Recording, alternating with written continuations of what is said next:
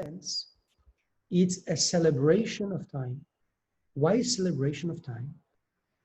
Because we're all aware how precious our time is, but we're also all aware of how much we are not paying attention enough to it, how much we don't respect that preciousness. I cannot forget that interview I watched once from Warren Buffett. Everyone knows who Warren Buffett is, right? Warren Buffett is, I see that I read Nissim's lips. So Warren Buffett is, I don't know which number, but it's definitely on the top 5 wealthiest men in the world for the past couple of decades. He made his fortune not by making a Microsoft and a one-time genius thing. He made his fortune by investing. He's a financial investor. And he's considered one of the top financial minds, financial investors on long-term investment. He's a very, very respected person in his field. He's today way over 80 years old, an older man, and he's the oracle of the finance world. And they asked him in an interview about his life, his philosophy, blah, blah, blah. And he said, one of the only thing I think I remember from his, from this interview was that he said, I can afford whatever I want. He's over $80 billion, or I don't know how many billions, but definitely. So he says, I can offer myself whatever I want. There is only one thing I cannot buy myself. And interestingly enough, he did not say health. Why? Because obviously we know wealthier people have access. How long you want this to be over? No, I say he wanted to buy time. Yes, yes. Healthier people have a better health conditions. So he says, the only thing I cannot buy myself is time. Good one. And the one who interviewed him, it was a woman journalist. She was kind of like surprised, and he was like, okay, and where you want to go with this? And he was saying, I'm trying to keep my agenda very, very empty. I'm not trying to stuff in hundreds of meetings a day. I'm trying to keep it very cool, and he fills up with 1 or 2 meetings a day as needs. He was very, very concerned about his time. And I was thinking that is a pretty interesting thing. What would you worry about once you have everything you want? You will worry about the only thing you cannot save, the only thing you cannot ahorrar, and that would be the time. The time keeps on going for the poor and for the rich as well. And there is a Gemara that says, Adam doeg alibud yamav, alibud damav, ve'ino doeg alibud yamav. A person is worried when he loses money, but he is not worried when he loses time. And this is a phrase of the Gemara 2,000 years ago. And it's something that is still very valid today. We are not aware enough of the preciousness of the gift of what life is and how much time is important into that life. How much value do we give to time? When we are wasting time on something, how much value do we give to it? How much we are pained when we have a day that is unproductive. Regardless of when it's productive, how much we are happy, not because we gained something, because the time was used well. And I think the Torah, in a sense, gives us 49 days, 7 weeks. It's pretty good. 7 weeks in which the Jews will have a daily reminder of a 1-minute meditation. Meditate on one thing. One day, one more day passed. What have you done with that day? Have you filled that day with the proper meaning it deserves? And you may say, okay, I didn't do today, I will do tomorrow. But no, you know what? Guess what? Every day has a new sephirah. Every day has a new meaning. Every day has a new mission. Because in Sefirat HaOmer, every day you say a word that you couldn't say the day before, you couldn't say the day later. Every one of the 49 days has one specific prayer you can never duplicate. It's specific to that day. And that means there is no one day like the other. The same way every creature and every human being has its footprint, every day has its footprint as well. has his print as well, his time print. And this is a very important part of Sefirat HaOmer. The realization, and again, is not that the religious part of Sefirat HaOmer is not so important. It's not that the historical context of Sefirat HaOmer is not so important. Each of these are very important and they have their own meaning. But there is a third aspect of Sefirat HaOmer that we kind of not really look at. And it's important to put the light on that. It's that in a sense, Sefirat HaOmer, it's an amazing privilege we have in our calendar, in our culture, the Chachamim gave us, the Torah gave us, a celebration of time. We are celebrating how excited we are of every time that passes by and we are able to live in it and make something from it. And if you look at it, the Sefirat HaOmer is counted in a way that it's, I said that earlier this week. You know, when you look at a modern watch, what do you see? Nissim, look at your watch. What do you see? What do you see? The time. And what time is it? Whatever. It is 9:25. So when you look at your watch, you see time is 9:25. What do you want to do with it? Whatever you want. But a modern watch only gives you information about the time that is today, right now at this moment, 9:25. Ancient clock, one of them at least, was the sand, how you call that in English, the sand thing. He had a different thing that we don't have today. We lost it. Is that when you look at a time, you don't only know how much time it is now. You know two things. You know how much time you spent and how much time is left. And the sandboard, in a sense, it's kind of something that is not only telling you what time it is now, it's telling you you've wasted already half of your time. You have only half of it left. You've wasted 3/4 of the time. You have 1/4 left. And this is a little bit what Sefirat HaOmer does. You have 49 days. And you say tonight is the 15th day of the Omer. I already counted, so I can say it. Tonight is the 15th day of the Omer, which is 2 weeks and 1 day. And what did it say? You already spent 2 weeks and 1 day from the 49 days. You know you have spent already this chunk of it. It's not only important to know time is important, it's the realization our life, everything we could do potentially, emotionally, intellectually, financially, personally, everything you can imagine you would like to achieve, it is in fin confined in that plate. It's a vessel. You start here and it will end somewhere. And each day that you pass, you just get closer to the end, further from the beginning. You spent a part of it. It's a bit stressful. It's a bit, it can give some anxiety. So it's not good to always be stressful about it, but to dedicate a certain part of the year, 49 days, in which you will have 1 minute a day thinking of it. I look at this as an amazing gift and an amazing opportunity. And I would say, when we say Sefirat HaOmer, it is worth it to have a thought on that line. Remember, it is not only the counting of the Omer, it is also a celebration of time itself. Precious the time, pressure the time, meaning give it precious, make it precious. Okay. Now from that, I will transition to the parasha. In our parasha, let me introduce it with a story. There was once a rabbi who was a very, very known scholar, big Talmid Chacham, etc., etc.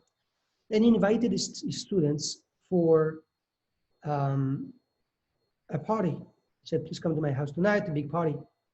And the students were very impressed. Like, wow, this rabbi is not a real partier. So why is he inviting us now?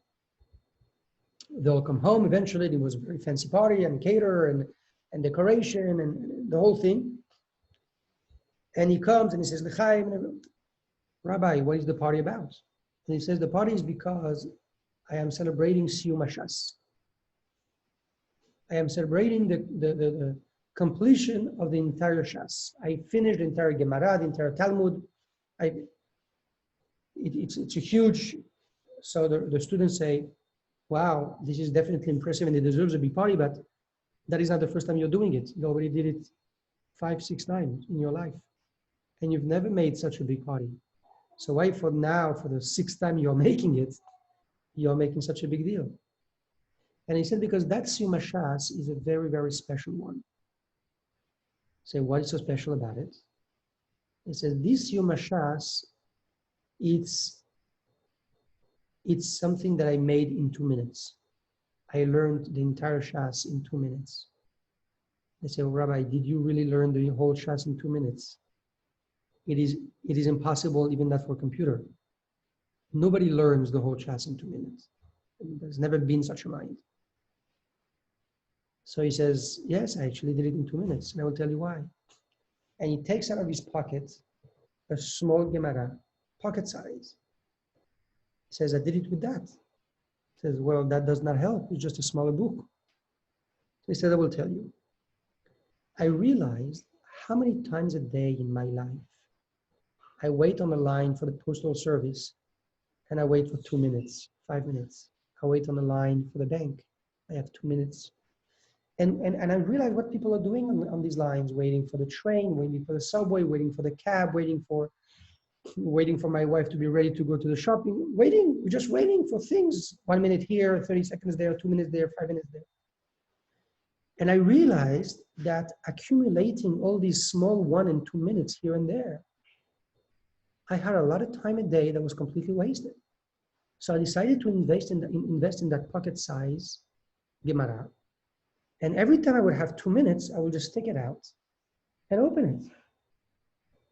And I will never spend 2 hours or even half an hour learning on that book. It would always be a 2-minute learning. So now, after dozens of years, I have completed the Shas of 2 minutes. Look how much I can accomplish with all these wasted 2 minutes. And so this was something special. What people are doing in these usual 2 minutes. You talk with the guy in front of you in the line, with the guy behind you in the line. Today, we don't need to talk with people. We just speak with WhatsApp with the people around the world, but we're still going to gossip here and there. He says these gossips, it's not that they are interesting or not interesting. He says that they are unimportant. I never wanted to speak. Just I had 2 minutes to burn, so I spoke. And this is where I link it with our parasha. Preciousness and value of time and vanity of speech. Our parasha Tazria and Metzorah, there are 2 parashiyot we're going to read this week. They are both dedicated entirely regarding something that is called tzarat, leprosy. It's a sickness, it's a spiritual sickness. There is no medical pathology that is traced for that. It's a type of sickness that is something completely spiritual. It can appear on the clothing, on the skin, on the house. And there are all the conditions and halachot regarding this sickness. And on what the leprosy is made. Why we have leprosy? So the Chachamim learn from the stories that, story of Moshe Rabbeinu and of Miriam, leprosy is something that is coming because of Lashon Hara. When people are doing Lashon Hara, leprosy is coming. And there are different levels of Lashon Hara, and there are different levels of leprosy. When the certain leprosy is coming to a certain level, there's certain consequences, other level, other consequences. Until that a person can be excommunicated from the community, from the camp. He has to be excluded from the camp for a week, for 2 weeks, whatever it is, and he's publicly shamed. It's a very difficult experience to live. And all that for what? Because he just spoke bad against others. And so there is no doubt that Lashon Hara is not something that is positive. We all understand it's not something good, it's something bad, etc. And it can hurt. Okay. But, I don't know of any other mitzvah that the Torah dedicates 2 complete parasha on. not only on Korban Pesach, not only on Yetziat Mitzrayim, not only on believing in one God. There is no other topic that the Torah dedicates to complete parashiyot. And here there is one thing which is Lashon Hara, and the Torah dedicates to complete parashiyot. And that is very, very positive, because you think, wow, I mean, it's something that is not good. I got it. But I mean, is that important? Now, it's not only that it's that important or not, it's that there's another thing we know. No matter what language you speak, no matter which era you live in, if you live in 500 BCE or if you live in 2020, if you communicate with the most electronic and advanced technology in the world, or if you communicate with clouds with smoke of a fire like the Indians, whichever it is, over 80% of everything we say in our communication with other human beings is gossip. Humans have always spent most of their communication skills to gossip. Gossip about the neighbor, gossip about the sister-in-law, gossip about the mother-in-law, to gossip about their friends. She told me that, she meant that, she looked like that, you saw what she bought, you saw what she sold, you saw what he bought, you saw what he sold. That's what we're doing. Now, gossiping can be something that is not very positive and very productive. But in the end, it's like almost integral part of who we are. The Gemara says there are 3 sins that no human being is not committing every day. One of them is Lashon Hara. There is no man that does not commit Lashon Hara in a way or another at least once a day. So understanding that, you can say, okay, we got it. It's not so good. But apparently we're going to have to learn how to live with it, no? So what is this obsession? So the Chachamim have a very interesting word regarding that. They say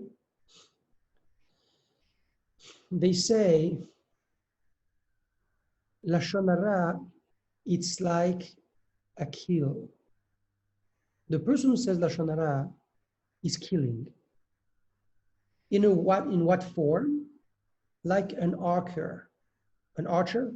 How we say, Danny? Archer or archer? The one who sends arrows. An archer? Archer. Is like an archer. The one who speaks Lashon Hara is like an archer. Why?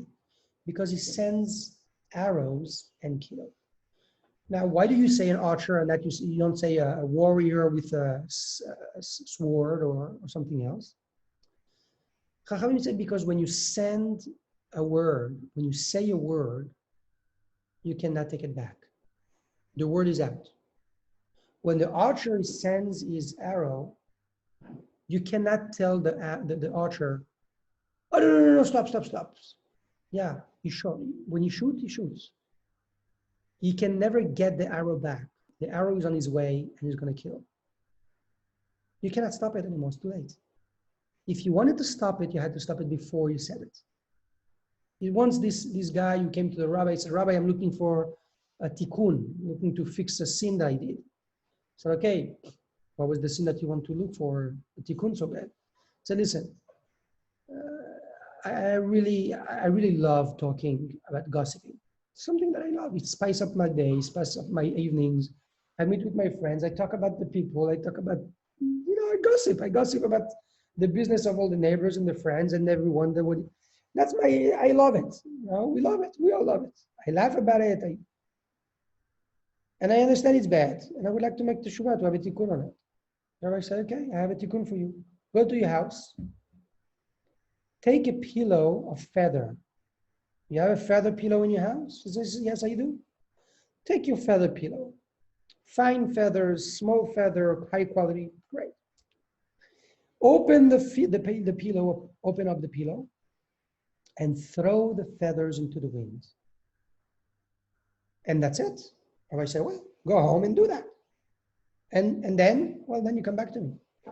Okay, Rabbi. He goes home, he opens up his pillow, throws out the feathers in the wind, and the wind goes and everything flies up. He's kind of like upset about his pillow, but if that will be his tikkun, why not? Comes back to the rabbi, done. I ruined my pillow. All the feathers are in the wind. Rabbi said, good. So yeah, I have my tikkun. Rabbi said, no, not yet. Now I go back home and get all the feathers back into the pillow. The guy said, Rabbi, that's impossible. So why? Because the wind carried them out. They're all around. I don't even know where they are. There are no feathers around my house anymore. Everything disappeared. So the rabbi say, so how would you like to get back the bad words that you say about other people?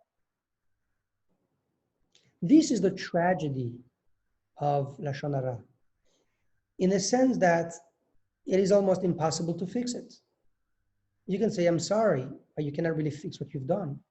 When you steal someone, you can say, I'm sorry, and you can reimburse. When you break something, you can say, I'm sorry, and you buy a new one. But when you say Lashon Hara, you can say, I'm sorry, but you're never going to have to be, you will never be able to fix that. Now, the real damage of it, what is the real damage of Lashon Hara? So obviously the fact of speaking bad to people is one thing, okay. But there is another thing, and this is what is very important. That's what basically I want to focus on. What is the impact that is so bad about it, that Chachamim are obsessed about, that the Torah is obsessed about? No, there's a pasuk that says when a person is coming after 120 to the heaven, Hashem is going to tell you, is going to ask every man, every human, Masecho, what were his discussions?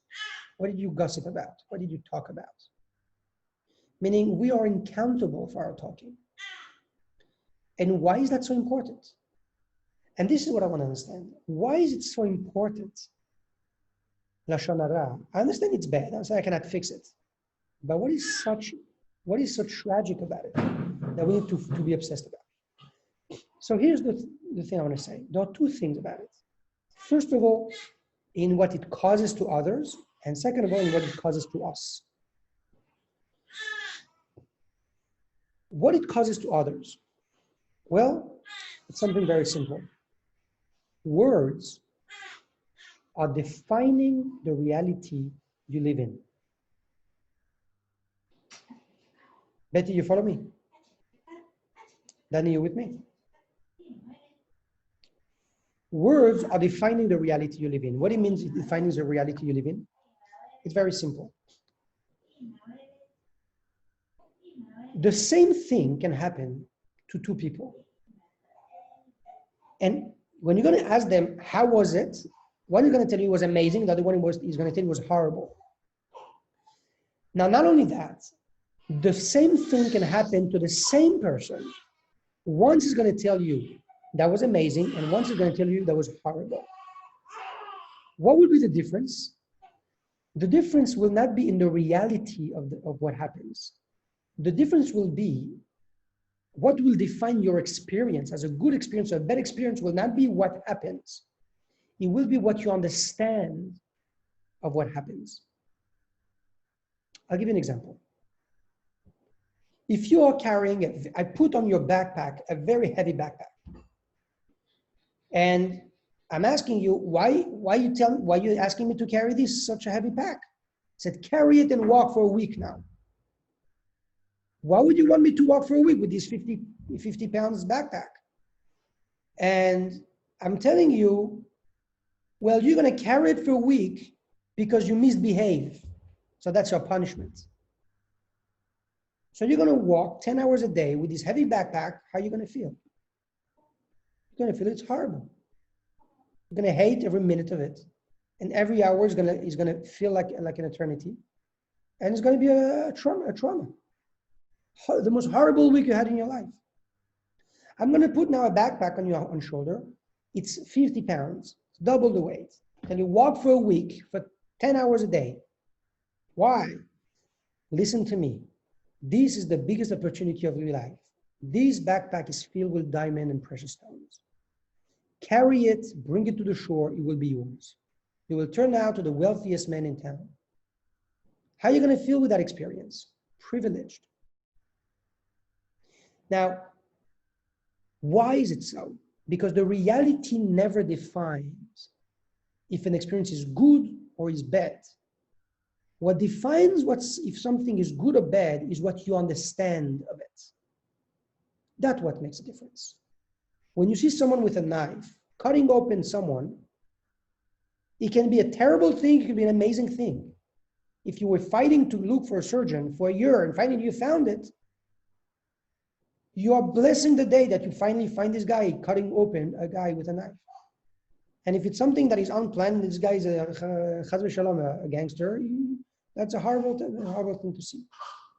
Lashon Hara, or Lashon Tov, the words are what will define the experience of life. If you have a good life or a bad life, has nothing to do with the reality of your life. It would have to do about the way you interpret what happens to you. And why this is related with Lashon Hara. Say, I borrow from you $1,000. And I tell you, next week I'll give it back to you. And Nissim goes to Dani and says, hey, Shmuel wants to borrow $1,000. What do you think? And then he says, you know what? It's amazing. Don't worry about it. Completely blinded, full trust. I know him. You give me the money. A week later, you call me up. I don't call you back. You call me up. Hey, Shmuel, what's going on? I don't pick up the phone. You call me up a second day. I don't pick up the phone. 3 days later, I don't pick up the phone. What do you think? What are you going to think? Shmuel is a trusty person. Then he told me I can trust him. Don't worry about it. Maybe he has a dead phone. Maybe he has an urgency. Maybe he's out of the country. Maybe he had a problem. I'm going to get my $1,000. I shouldn't get worried about it. What if you would have go to Danny and say, hey, Shmuel wants the $1,000. And then he says, well, just, are you certain? Are you sure about it? Like, why? Well, And you push him, well, just to say, I got an experience with him and it was not the best. Okay, but then you don't feel really good, so you give me the money. And a week later, you call me up and I don't pick up the phone. Second day, I don't pick up the phone. Third day, I don't pick up the phone. How are you going to feel about the experience? You're going to feel, this is horrible. I've just lost $1,000. This guy is a liar. He's not going to give me back the money.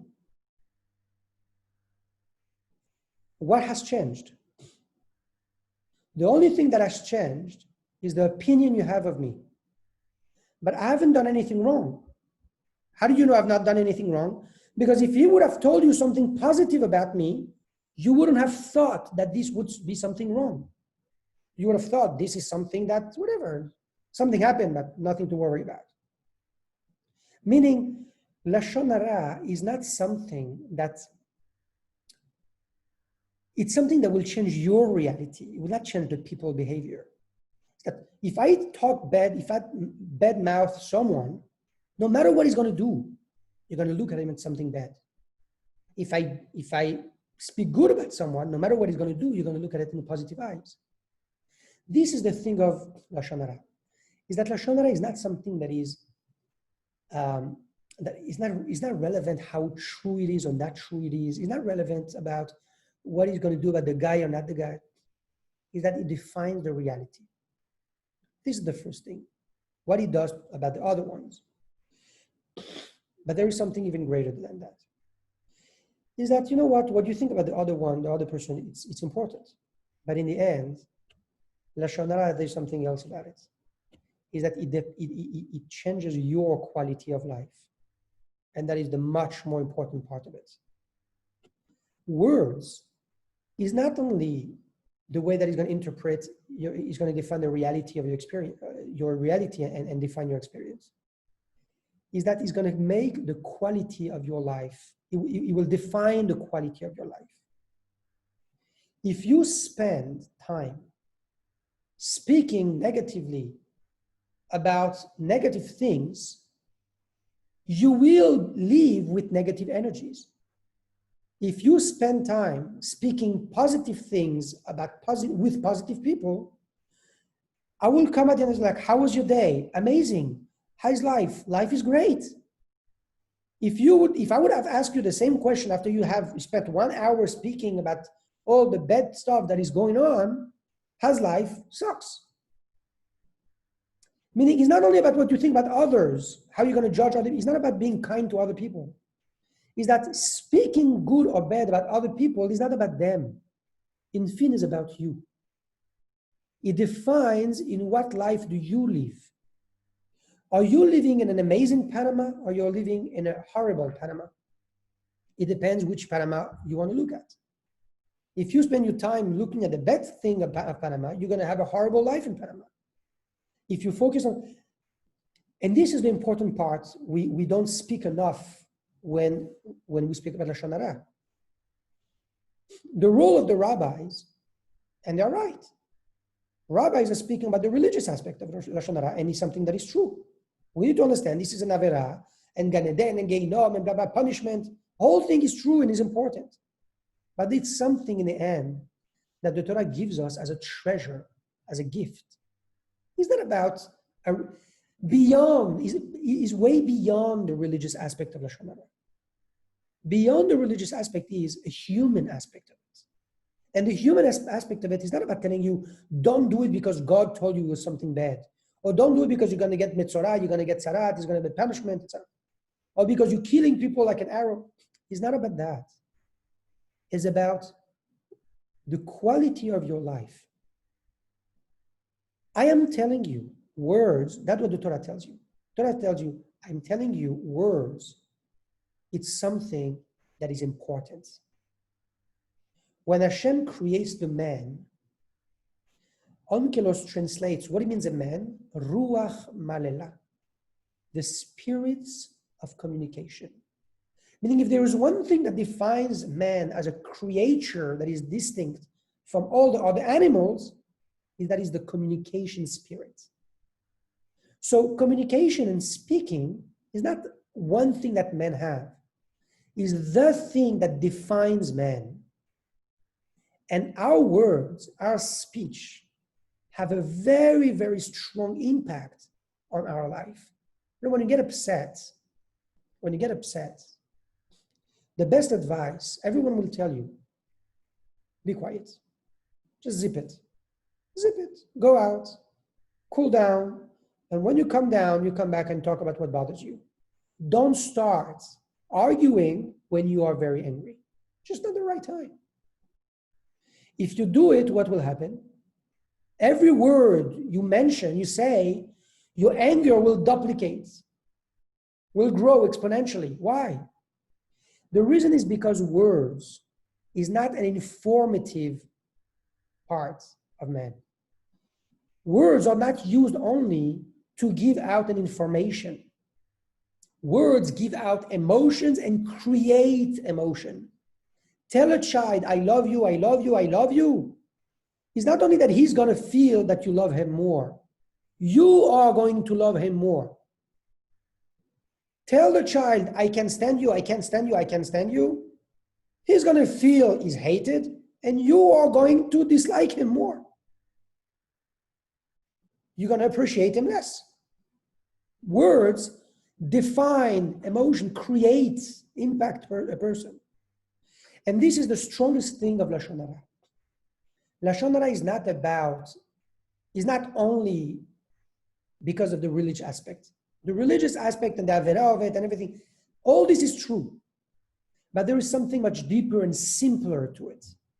And this is where the Torah gives it to us as a gift. The Torah tells you, I know it's impossible, I know it's hard, but don't do it because of me. Do it because of you. Do it because of you, because it's not an act of kindness to others. It's just a training. Train yourself to define your quality of life. You know, there was Rabban Gamliel. You learned this probably recently in Masechet Brachot, Nisim. Now you're on Shabbat, probably, but Rabban Gamliel was he was the prince of the Jews, Nasi Israel, leader, Jewish leader. He was a very wealthy man, and obviously a big sage. And he had a servant. One of his servants was called Tavi. He's known, the Gemara is mentioned a couple of times. He was a very, very wise servant, a very big Talmid Chacham, although he was a servant and he was not even Jewish. To the point that when he passed away, Rabban Gamliel said Shiva on him, and he received Nichum Avelim, where as opposed to the Halacha doesn't allow that. When a servant dies, we don't say Shiva on him, we don't receive Nichum Avelim. So he says no, because Tavi is special. Tavi is a big Talmid Chacham, is something different. So what the story that we say about Tavi in the Gemara is the following. One day, Rabban Gamliel was in a very bad mood. He had a very bad day. He called Tavi and says, Tavi, I am having a very bad day. Go to the market and buy me something that suits the day, compatible to that day, something compatible to my mood. He went to the market and he bought a tongue of a cow. He bought the tongue of a cow, he cooked it, he prepared it, he brought the meal to his owner, to his rabbi, to his master. Rabban Gamliel got the plate, okay, he ate it, but fine. Another time, Rabban Gamliel calls Tavi and says, Tavi, today is the day. Was für ein gewaltiger Tag. I am having an amazing day. You know what? Go to the market and buy me something compatible to the day. Something that really, really matches the day. Today is an amazing day. He went to the market and he bought a tongue of a cow. Rabban Gamliel prepares the plate. But what? He bought the same thing, the cow tongue. A lengua de una vaca. So Rabban Gamliel gets the plate and he says, Tavi, what's going on here? When I'm telling you I have a bad mood, you get me the tongue of a cow. When I'm telling you I have an amazing mood, you get me the tongue of a cow. So he says, Rabbi, because whether you have a good day or a bad day, it all depends on the tongue. The words will decide if you have Lashon Tov or Lashon Hara. You have a positive speech, you have a negative speech. The reality does not exist. There's no such a thing of reality. There's always how do you interpret reality. And your way of interpreting reality will obviously be affected by a lot of factors. But something that will have a tremendous weight on how do you experience and interpret your reality will be the way you speak about it. What do you say about it? What do you have to say about that person or that situation? Someone came and spoke to you very, very ruthlessly in synagogue. We forgot about what synagogue is. But you had a Zoom with someone, and the guy was very, very not sympathetic in Zoom. You can say the reality is the reality. There's nothing to talk about it. But the truth is not. You can say, wow, I met a guy today, and wow, he definitely was under a lot of pressure. It looks like the guy was under pressure. He was having a difficult day. Or you can take it to heart and say, that was so hard. The guy started to talk bad about me, and he put me so much pressure on me, and he gave me like, oh, horrible feeling I'm carrying with.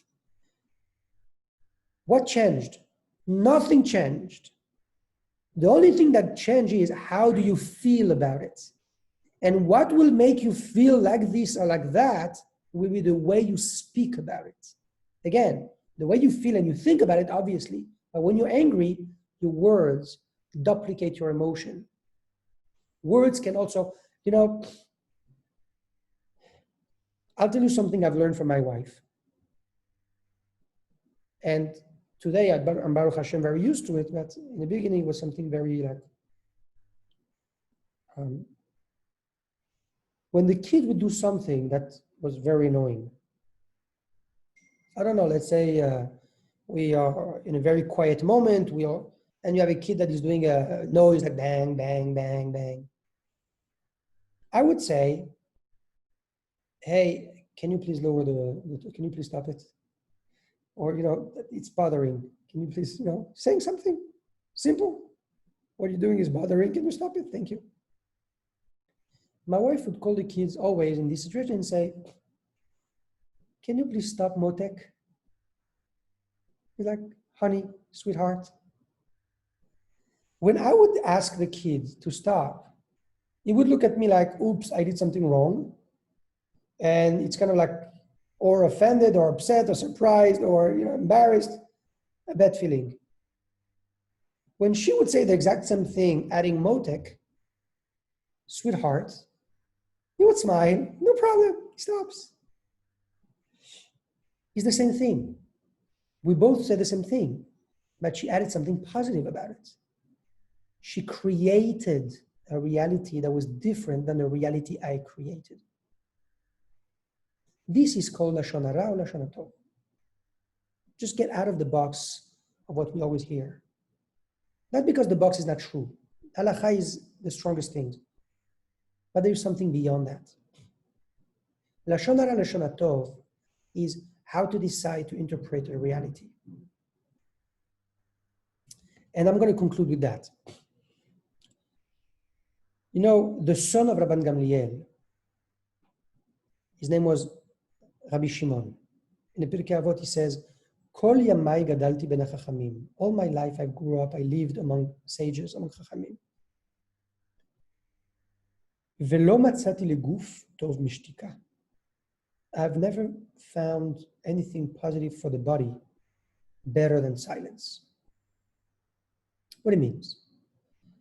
Obviously, when you are surrounded by sages, the sages, they never speak bad, stam like that. They don't have a bad speech. It's not a low language. If you spend your time speaking with people in the bar, discotheque, and obviously when you get to 2 o'clock in the morning and all the drunk people at the bar went back home, finally you get some silence in the hall, in the room, it's like, some quiet, Baruch Hashem. But if you're sitting down with wise people, geschmacke people, interesting people, nice people, when they are out, you appreciate the silence, but you really loved the noise. You really loved the speech. Being surrounded by Talmidei Chachamim all your life is something that should be a blast. He didn't have a bad experience about bad speaking. He says, my entire life I was surrounded by quality people that can ensure that I have a quality life. And I've never found anything as good for the body as silence. And this is something I've always been puzzled about. Why he says, I've never found anything good for the body as good as silence. Why he doesn't say for the nefesh, for the neshama? I've never found anything as good for the soul as silence. What, silence is something good for the body? Lo matzati kol yamai gadalti ben hachachamim velo matzati leguf tov mishtika. Pirkei Avot. It's something that I thought of it this week. I'm preparing the shiur. Speech and silence that Rabbi Shimon refers about here is not something religious. It's not about the mitzvah or avera. It has nothing to do with mitzvah or avera. It's not about the Gan Eden, the Gehinnom, the punishment. It's not about it. It's about physical life. Your physical life, your body, the physical quality of life depends on your mouth. Use it properly and wisely, you'll have an amazing life experience. Misuse it, and you can destroy the best experience of life. As simple as that. And where do you see that in the parasha? And that will be the last point for today. In the leprosy, it was sometime in the skin, sometime in the clothing, and sometime it would be on the walls of the house. And each one of the contamination had his own treatment. When you got to contaminating the walls of the house, when you get to a certain degree, you have to dismantle the house, to break the house apart. break the stones, remove all stone by stone from the wall, and break the entire wall and take out the walls, destroy the house. Now, Chachamim say that sometimes, when the Jews conquered the land, the nation of Emori, the Amorites, like all other nations, were afraid that the Jews will win the war. So a lot of them escaped. But they hoped that in the future they will get back to the land and they will get their house back. So they hid all their gold and treasures into the walls. But eventually they never came back because Jews settled the land. So when the Jews will break the walls of their house, a lot of time what would they found? They would find treasures, gold, that was hidden by the Amorites. So this is an amazing word that I heard from the Rebbe. The Rebbe said, there were many nations in Israel. It was the Gigi, Chivi, Yevusi, Girgashi, not only the Amorites. Why do you say the Amorites? Why the only nation you mentioned for the gold is Amorites? All other nations also hid their treasures in the house. And this is the beautiful word from the Rebbe. The Rebbe said, look at the name of this nation. Emori, comes from the word emor, say. It's a parasha that is all dedicated about bad speech and Lashon Hara. But in the end, what it tells you is that nation that is called speech has within it hidden a potential treasure. If you just say it properly, you can find gold. If you misuse it, you'll find leprosy. Speech is a tremendous power. It's always powerful. If you use it for good, it's going to be powerfully good. If you use it for bad, it's powerfully bad, but it's always powerful. And on that, I will leave you with that thought of not thinking to speak good or to speak bad just because it's a mitzvah or an avera, Lashon Hara or not Lashon Hara. Just something much more human. You are defining your reality and the reality of the people who live around you. If you live with someone that speaks negatively about things, it will make you having a negative life. If you speak negatively about things, you will make people who live with you having a negative life. You're impacting the reality of your life and those who live with you, for the good or for the bad. This is the most important thing about Lashon Hara. Way more important than how will be the consequence of it in Gan Eden and Gehinnom. Because the reality of it is, we are not supposed to worry about Gan Eden and Gehinnom today. We're supposed to make here the best Jewish life as we can. And Lashon Hara and Lashon Tov, it is primarily defining the quality of your guf, quality of your real life here. With that, I'm wishing all of you Shabbat Shalom, a Chodesh Tov. Tonight is Rosh Chodesh Iyar. We have a 2-day Rosh Chodesh, Friday and Shabbat. And Iyar is Aleph, Yud, Yud, Resh, which are the Rashi Tevot of Ani Hashem Rofecha. I am God, your doctor. It is the month of the curation. We couldn't fall on a greater month for that period, that Hashem should be'emet bring cure to the world, allow us to discover the cure to that pandemic, and bring us back not only to normal, but to a better normal that we had before that. And that coming out of that moment of, I would say, not meditation, but ability to regroup a bit, to come from it better people and into a better reality. Amen. Amen. Thank you, Shmuel. Shabbat shalom. Shabbat Thank shalom you. to you all. Shalom. Rabbi, let me ask you a question. You were saying Yes. that Lashon Hara affects the person who's saying it even much more than could affect the person that is receiving it.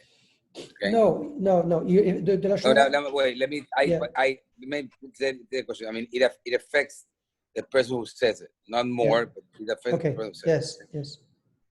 So the effect of Lashon Hara, basically, it starts affecting the person first, the person who's saying it, because before he said it, he thought about it, and he already got heated up until he said it. So it was affecting him even before the words came out. Right? Now the person that receives it, okay, also has the option, okay, of this affecting him at different levels. Some people might say, you said something, it means nothing to me, or it could affect this person even more than the person who said it. I mean, the impact of the words. Okay, so Lashon Hara then has a lot to do with how you take it, how you take what you hear as a receiver, okay, the level of it, or it's basically one level independently how it affects the person who said it. If it affects you more or less when I said it to you, okay, does that has an impact on the person who said it more or less, depending on the reaction of the person that you said it to? Good. So the truth is, Lashon Hara, it says that the Baal Shem Tov says Lashon Hara kills 3 people. It kills the one who says it, the one who hears it, and the one we speak about. The one who says it, we explained. The one who hear it, we explained. The one who we speak about is not even aware that you spoke about him. And the reality is because words are strong. And when you say something, if you speak with your wife about Eliezer, and you say, Eliezer is an amazing kid. You know what he did today? Now Eliezer is asleep. He doesn't know what you say. Well, guess what? The Baal Shem Tov says, when you say something to your wife without your son knowing about it, positive, it makes the positive part of your son stronger. If you tell your wife at night, well, you know what? I think Eliezer is becoming really, really nudnik. It's impossible. Everything you speak to him is like, and he's making this and that. He just doesn't have it. I don't know what's going on with him, but horrible. And it's been a week already, and I don't know. Well, guess what? He doesn't know yet what you said. But the fact that you said something about him will strengthen that negativity of him. So what Lashon Hara is touching 3 people. Now, the question will be, I understand that, but when I hear it, how can I protect myself? Is there only one level to it? So the answer is no. There are 2 ways of it, of protecting yourself. The first way is the standard people, and the second way is much higher people. There are some people that we say, probably spiritually higher people. The tzaddikim don't hear Lashon Hara. They just don't hear it. Meaning, you know what is like selective view? Selective hearing also. They are selective hearing. But selective hearing is a thing. It's subconscious. It's not that you heard it and you say, I'm not going to believe it. You didn't hear it. There's this story that once he was, that Chassid went to his Rebbe. It was this Chassid who went to the Rebbe, and he asked his Rebbe, I would like to learn how to control my ear, Shmirat HaOznaim, for Lashon Hara. The Rebbe told him, go to this Chassid and you will learn. Okay, so he travels a long way. He goes to this Chassid and he goes to his house and he says, hi, welcome, Shalom Aleichem, what do you want? He says, I asked the Rebbe to teach me about Lashon Hara, and he says, to come visit you, I'm going to learn. He says, I have nothing to teach you about Lashon Hara. I don't know what you talk about, but if the Rebbe told you to come to me, come to my house and stay here, whatever you want. He stays there for a day, for 2 days, for 3 days.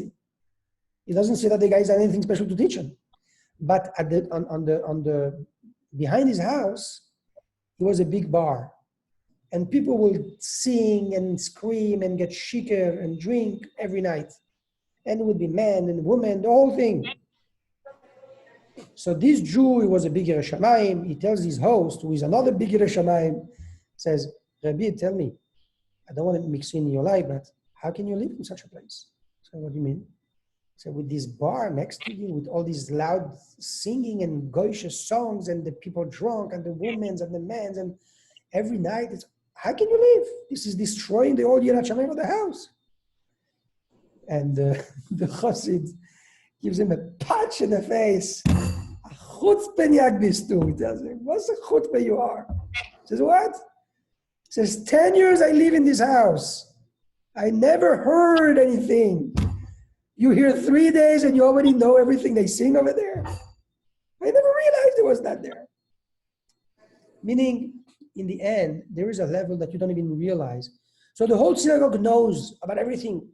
The whole community speaks about this gossip, everyone knows, and you don't know. Why you don't know? I don't know. I didn't hear anyone talk about it. You just were not part of the discussion. Not everyone gets to that level. So on a lower level, it would be very simple. If I tell you something bad about Betty, for example, you don't need to say, I agree or I disagree. That's not the thing you need to say. The only thing you need to say is, Shmuel said something negative about Betty. That's it. That was what Shmuel said. Has nothing, it doesn't have to be related with the reality. It's not a Betty's issue. It's an issue with Shmuel. Poor guy, he spoke negative. You understand my point? Meaning, it could be isolated. It's not ideal. It's not an ideal solution. It still affects you in a certain way. But the reaction should be to have rachamim on the one who speaks bad. You really have empathy on the one who speaks bad. And something is sure. Now, if I come to gossip to you about XYZ, Reuven, and you cooperate with me, I'll come back to gossip with you about it. If I do it once, twice, 3 times, and I see that you don't really like it, people are embarrassed to gossip with someone that doesn't cooperate. That is the reality. So it takes some time, but at the end, people will stop gossiping with you.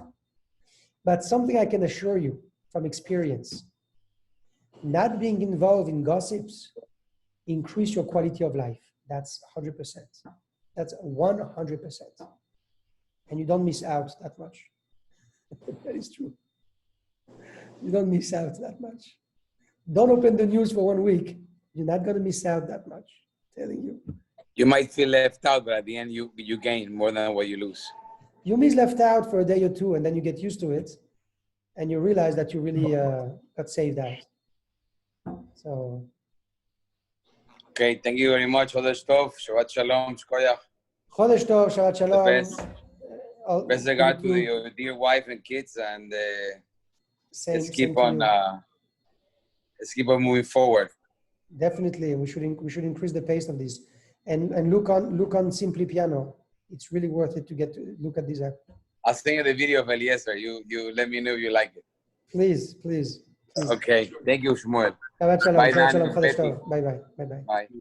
Bye-bye.